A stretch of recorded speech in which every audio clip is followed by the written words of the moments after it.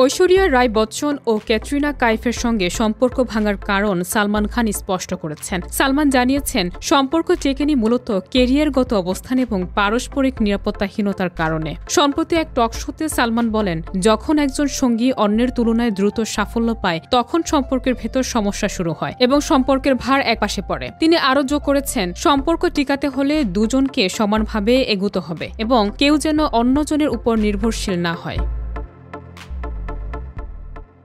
বলিউডে দীর্ঘদিন ধরে গুঞ্জন চলছিল যে খারাপ ব্যবহারের কারণে সালমানের সম্পর্ক ঐশ্বরিয়া ও ক্যাটরিনার সঙ্গে শেষ হয়েছে, কিন্তু অভিনেতার এই ব্যাখ্যা ইঙ্গিত দেয় যে আসল কারণ ছিল পারস্পরিক কেরিয়ার উচ্চতা এবং অনিরাপত্তা। সালমানের মতে, যখন একজন দ্রুত সাফল্য অর্জন করেন এবং অপরজন পেছনে থেকে যায় তখন সম্পর্কের মধ্যে মানসিক দূরত্ব তৈরি হয়। তিনি বলেন, সম্পর্কে ভারসাম্য এবং সমান অগ্রগতি ছাড়া সম্পর্ক টিকে থাকা কঠিন।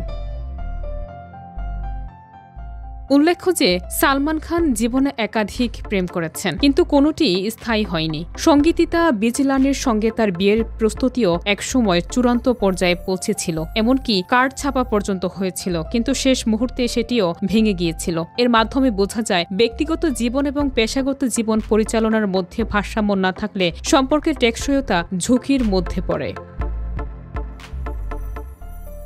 সালমানের খোলাখুলিভাবে দেয়া এই ব্যাখ্যা তার ব্যক্তিগত জীবনের গোপন দিক এবং সম্পর্কের ব্যর্থতার পেছনের বাস্তব কারণ সামনে এনেছে। এই মন্তব্য বলিউড ও মিডিয়া ভক্তদের মধ্যে তীব্র প্রতিক্রিয়া সৃষ্টি করেছে। অভিনেতার ব্যাখ্যা অনুযায়ী, প্রেম জীবনে টেকসইতা অর্জনের জন্য একে অপরের সঙ্গে সমান অগ্রগতি, পারস্পরিক নিরাপত্তা এবং সমর্থন থাকা অপরিহার্য। সালমান খানের এই মন্তব্য একদিকে তার ব্যক্তিগত জীবনের গভীর দিক প্রকাশ করেছে, অন্যদিকে ভবিষ্যৎ প্রেমিক ও শিল্পী প্রজন্মের জন্য সম্পর্কের ভারসাম্য ও নিরাপত্তার গুরুত্ব বোঝানোর একটি শিক্ষণীয় উদাহরণ হয়ে দাঁড়িয়েছে।